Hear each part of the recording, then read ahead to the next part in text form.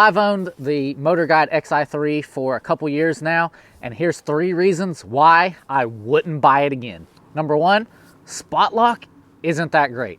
After using it a lot, you either need to use it in the wind, in a little bit of current, otherwise it just hunts back and forth way too much.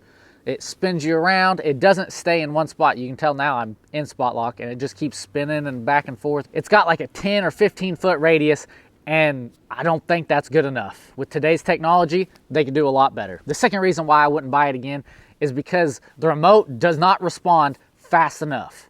I've lost count of the number of times when I've been trying to turn it and I've had to hit the button 4, 5, 6 times before it ever even attempts to adjust. Now maybe I'm just spoiled growing up with foot controlled trolling motors, but I've used other digital trolling motors and they still respond better than this remote. I don't know if it's just because the batteries kind of go out or whatever it is, but the remote has plenty of room for improvement. The third reason why I wouldn't buy it is because it's just so heavy.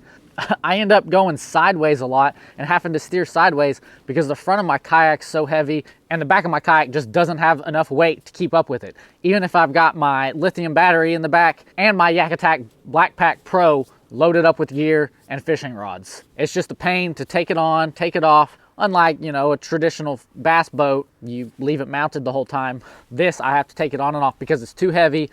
Bouncing down the road, it busts my hull in a matter of minutes. And for everyone who stayed till the end, here's a bonus. I had this trolling motor less than a year using the remote, and it actually broke. There should be a piece of plastic that goes across here to hold on a lanyard, and it just broke on me one day.